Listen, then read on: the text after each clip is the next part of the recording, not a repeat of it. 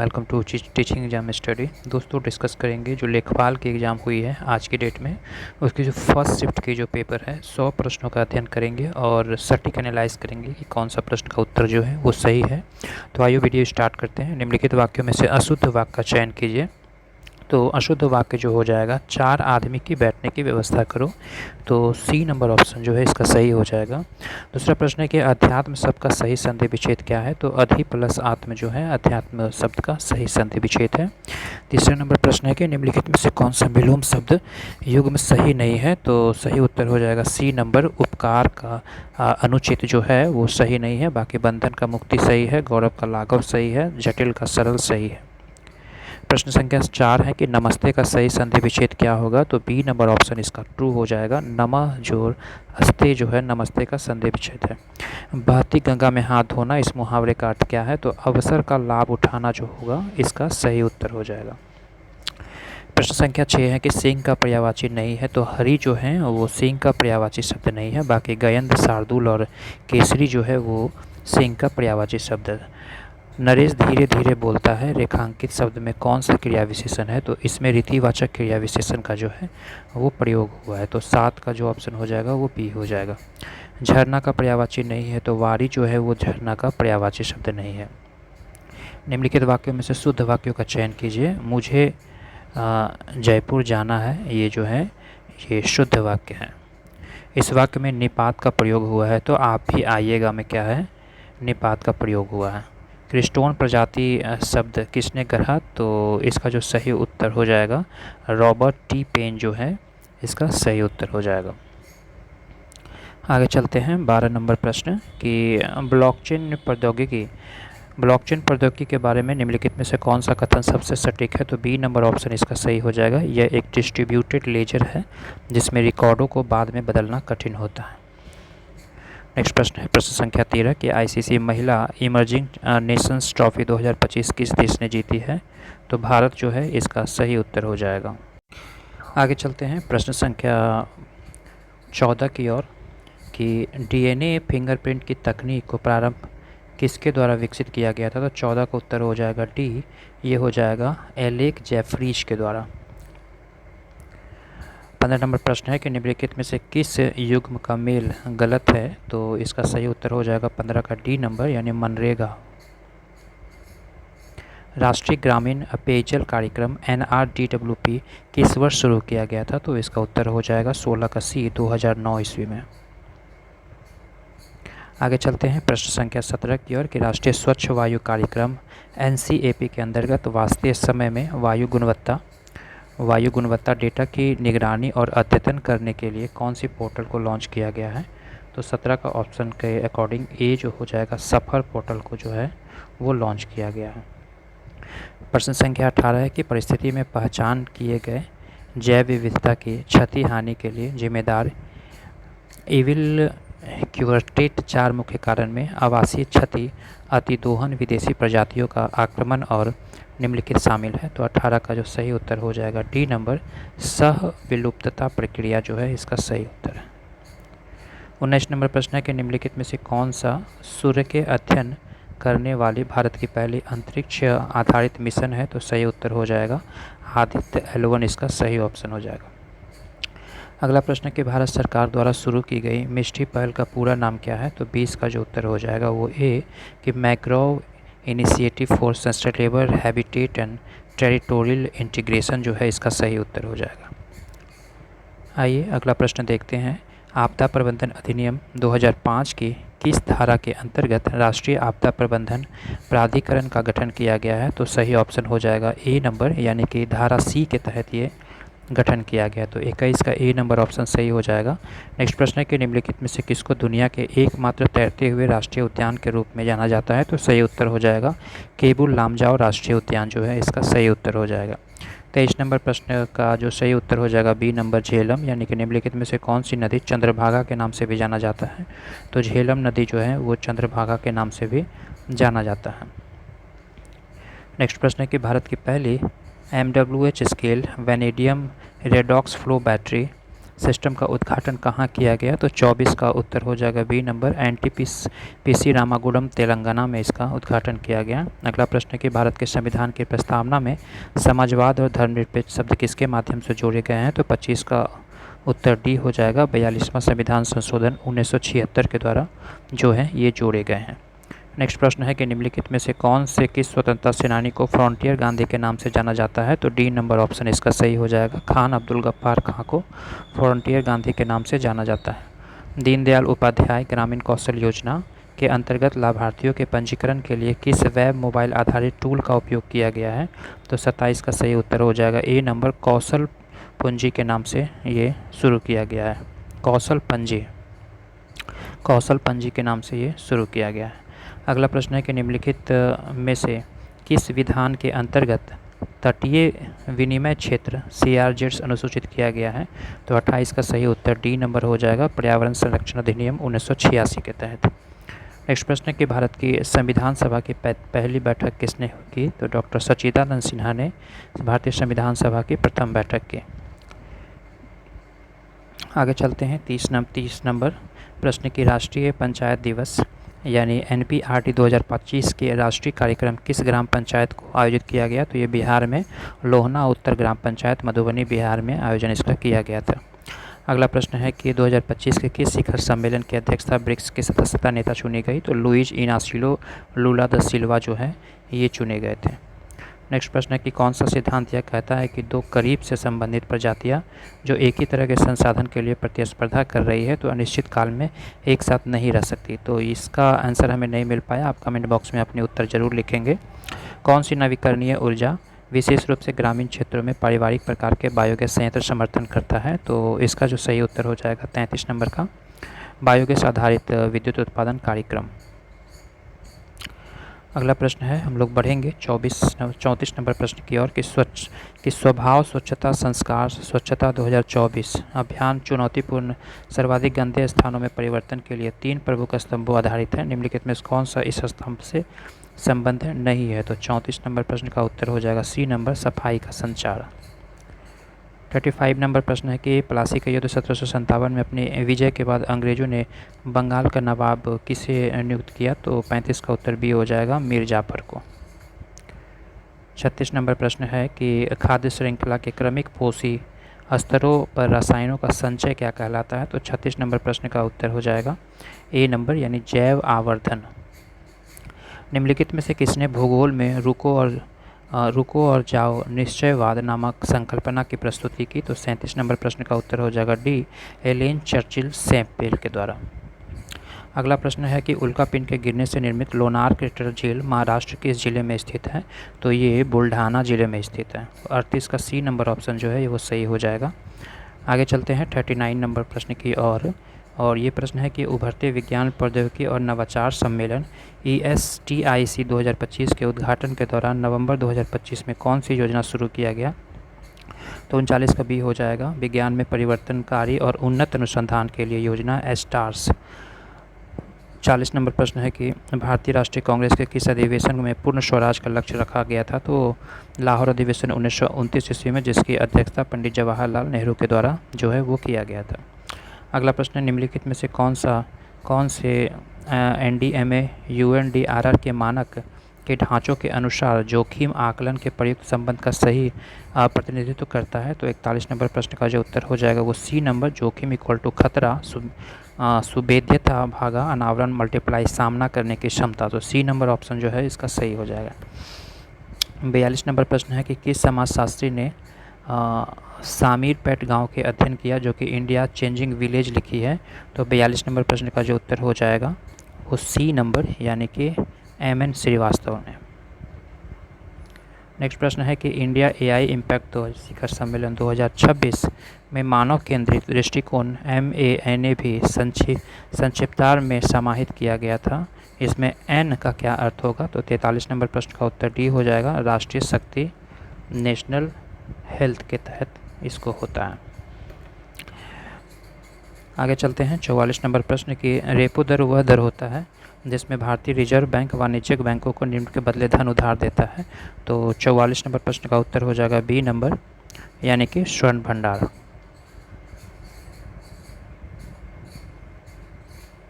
आगे देखते हैं कुछ पाई चार्ट से प्रश्न है जो कि 45 से 49 नंबर तक ये प्रश्न है और ये मैथ की प्रश्न है। तो इसके लिए हम सिर्फ आंसर देखेंगे कि यदि FII द्वारा कुल योगदान 33,000 करोड़ है तो NRI और बैंक के द्वारा भारत में बॉन्ड्स का अंशदान के लिए दी गई योगदान राशि कितनी है। तो 1,11,000 करोड़, इसका डी नंबर ऑप्शन जो हो जाएगा वो सही हो जाएगा। अगला प्रश्न है कि यदि पब्लिक और पेंशन फंड के बीच योगदान राशि का अंतर 5,000 करोड़ हो तो भारत बॉन्ड्स के लिए अंशदान की गई कुल राशि लगभग कितनी होगी। तो 46 नंबर प्रश्न का उत्तर हो जाएगा 35,714 करोड़। अगला प्रश्न है कि यदि कुल निवेश 55,000 करोड़ है तो पेंशन फंड और पब्लिक के द्वारा संयुक्त निवेश कितना होगा। तो 47 नंबर प्रश्न का उत्तर हो जाएगा 27,500 करोड़।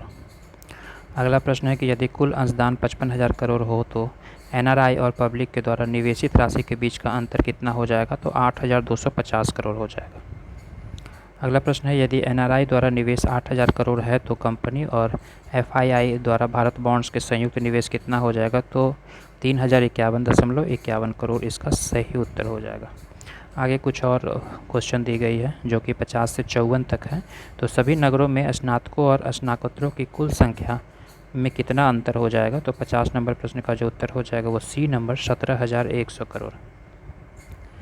51 नंबर क्वेश्चन है कि यदि ए और बी ने स्नातकों की संयुक्त संख्या और नगर ए और ई में स्नातकोत्तरों की संयुक्त संख्या का अनुपात क्या है। तो 10:9 जो है इसका सटीक उत्तर हो जाएगा।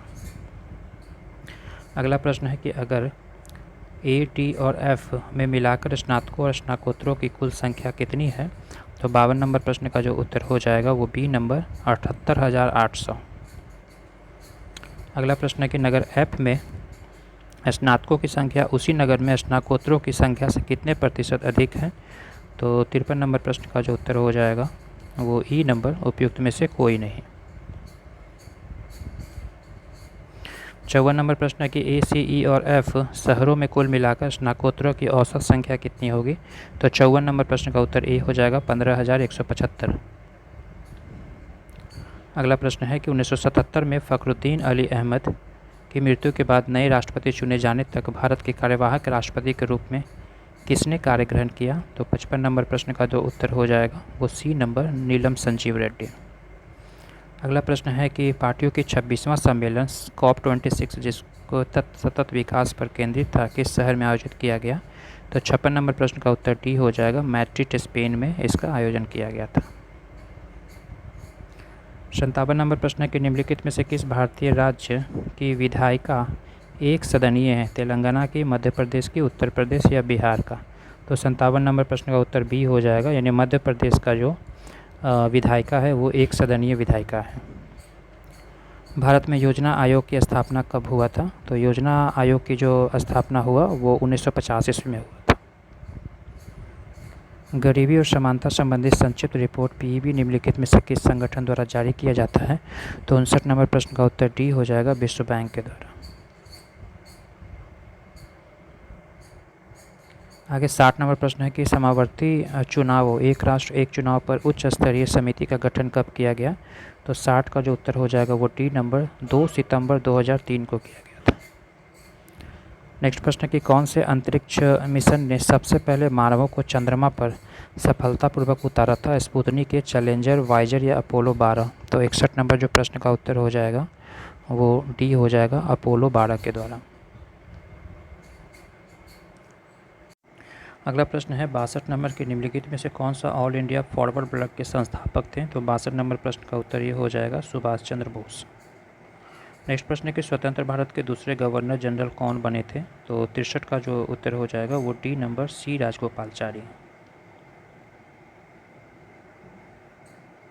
आगे भारत के पूर्वी तट से उत्तर से दक्षिण की ओर निम्नलिखित पत्तनों को किस क्रमवार स्थापित करना है। तो 64 नंबर प्रश्न का उत्तर हो जाएगा डी नंबर यानी 4, 1, 2, 3।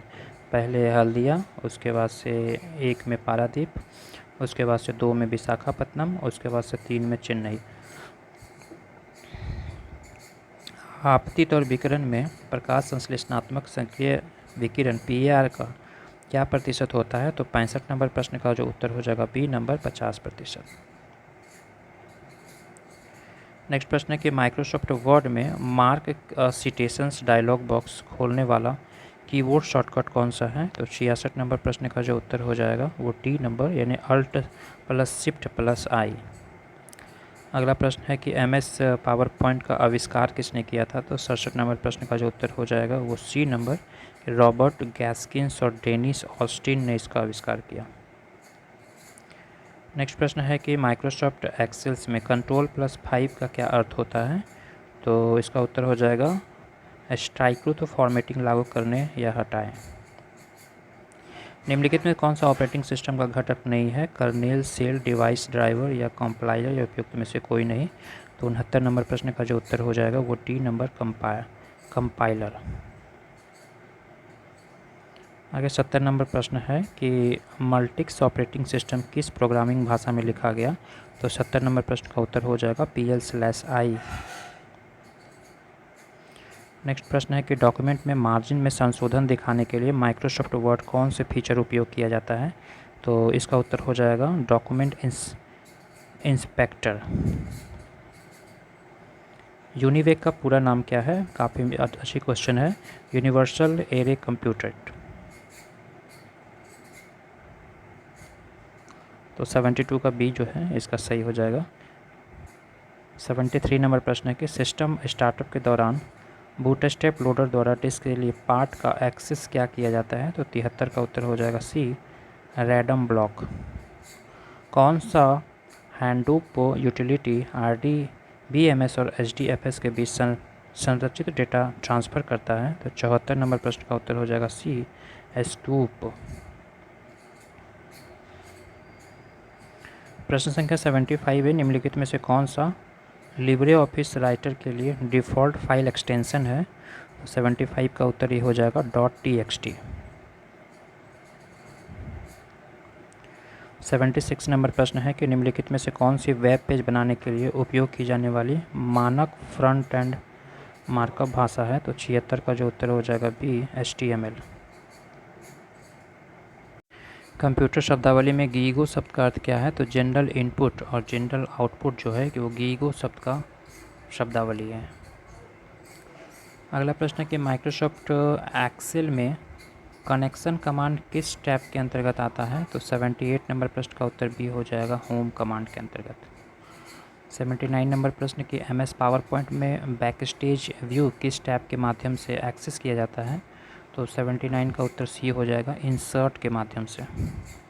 ब्लूटूथ तकनीक का नाम किस ऐतिहासिक व्यक्ति के नाम पर रखा गया है? तो 80 का जो उत्तर हो जाएगा वो ए नंबर शार्लेमेन के द्वारा।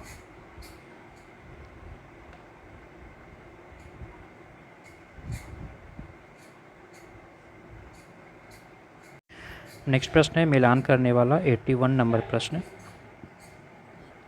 81 नंबर प्रश्न का जो उत्तर हो जाएगा वो डी नंबर यानी ए का 2 हो जाएगा। संपूर्णानंद संस्कृत विश्वविद्यालय वाराणसी में है।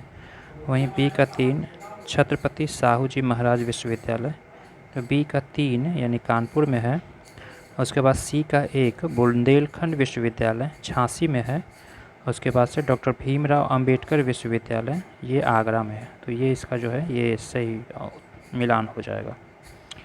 82 नंबर प्रश्न है कि उत्तर प्रदेश के किस शहर में राष्ट्रीय स्वच्छ वायु कार्यक्रम पर राष्ट्रीय सम्मेलन 2025 की मेज़बानी किया गया? तो ये 82 का बी हो जाएगा यानी वाराणसी। 83 नंबर प्रश्न है कि दुधवा राष्ट्रीय उद्यान उत्तर प्रदेश के किस जिले में है? तो ये लखीमपुर खीरी में है। 83 का उत्तर जो है वो डी हो जाएगा। उसके बाद से उत्तर प्रदेश के राज्य ललित कला अकादमी के पहले अध्यक्ष कौन बने थे? तो डॉक्टर संपूर्णानंद बने थे। 84 का ए नंबर ऑप्शन जो है ये सही हो जाएगा। आगे चलते हैं। 85 नंबर प्रश्न है कि भारतीय सब्जी अनुसंधान संस्थान IVR जिसे सब्जियों के लिए राष्ट्रीय संदर्भ खाद्य प्रयोगशाला के रूप में मान्यता प्राप्त है, उत्तर प्रदेश के किस शहर में स्थित है? तो 85 का उत्तर डी हो जाएगा, ये वाराणसी में स्थित है। अगला प्रश्न है कि उत्तर प्रदेश में निम्नलिखित में से कौन सी मंदिर स्थल गुप्त काल से संबंधित है? तो 86 का सही उत्तर सी हो जाएगा, देवघर और भीतरगांवा। कानपुर में वानिकी प्रशिक्षण संस्थान की स्थापना कब हुई थी? तो 87 का जो उत्तर हो जाएगा वो ए नंबर है 1988 ईस्वी में। नेक्स्ट प्रश्न है कि उत्तर प्रदेश के बाराबंकी ज़िले में स्थित देवा शरीफ दरगाह निम्नलिखित में से किस सूफी संत से संबंधित है? तो 88 का उत्तर हो जाएगा बी नंबर, हाजी वारिस अली शाह से संबंधित है। उत्तर प्रदेश की कौन सी हिंदुस्तानी शास्त्रीय गायिका को ठुमरी की रानी के नाम से भी जाना जाता है? तो 89 का उत्तर डी हो जाएगा, गिरिजा देवी को। 90 नंबर प्रश्न है कि ODOP योजना के तहत चयनित काला नमक चावल को डैश भी कहा जाता है? तो 90 का उत्तर हो जाएगा ए, बुद्ध चावल। 91 नंबर प्रश्न है कि उत्तर प्रदेश में भीमनगर जिले का नाम बदलकर संभल किस वर्ष रखा गया था? तो 91 नंबर प्रश्न का जो उत्तर हो जाएगा ए, 2012 ईस्वी में। उत्तर प्रदेश दिवस प्रतिवर्ष कब मनाया जाता है? तो 92 का जो उत्तर हो जाएगा वो डी, यानी कि 24 जनवरी को। उत्तर प्रदेश में 2025 में कौन सा पक्षी अभ्यारण्य पर्यावरण संवेदनशील क्षेत्र घोषित किया गया है? तो 93 का उत्तर हो जाएगा डी नंबर, सांडी पक्षी अभ्यारण्य। अगला प्रश्न है कि उत्तर प्रदेश के निम्नलिखित व्यक्तियों में से किसे चिकित्सा के क्षेत्र में पद्मश्री 2025 से सम्मानित किया गया? तो 94 का उत्तर हो जाएगा डी, आशुतोष शर्मा जी। निम्नलिखित में से कौन सी उपन्यास मुंशी प्रेमचंद द्वारा लिखा नहीं गया है? गोदान, निर्मला, गबन, आनंदमठ। तो सही उत्तर हो जाएगा डी जो है वो नहीं लिखा गया। बाकी निर्मला, गोदान और गबन जो है ये उपन्यास मुंशी प्रेमचंद के द्वारा रचित है। कुंवर दिग्विजय सिंह बाराबंकी उत्तर प्रदेश के प्रसिद्ध खिलाड़ी किस खेल से संबंधित है? तो 96 का सही उत्तर हो जाएगा ए, बास्केटबॉल से संबंधित है। कुछ एक लास्ट प्रश्न है कि किस महाजनपद की राजधानी मथुरा थी? सूरसेन की, वत्स की, काशी की या कौशल की? तो 97 का सही उत्तर हो जाएगा सूरसेन के। 98 का प्रश्न है कि उत्तर प्रदेश पुलिस द्वारा लॉन्च किए गए त्रिनेत्र 2.0 एप्लीकेशन के संबंध निम्नलिखित कथनों पर विचार कीजिए। तो 98 का सही उत्तर डी हो जाएगा। 1 और 2 हैं वो सही है, यानी कि इसे जनवरी 2017 में पूरे उत्तर प्रदेश में यातायात उल्लंघन की निगरानी के लिए लॉन्च किया गया। यह पहचान उद्देश्यों के लिए मशीन लर्निंग और डीप लर्निंग प्रौद्योगिकी का उपयोग करता है।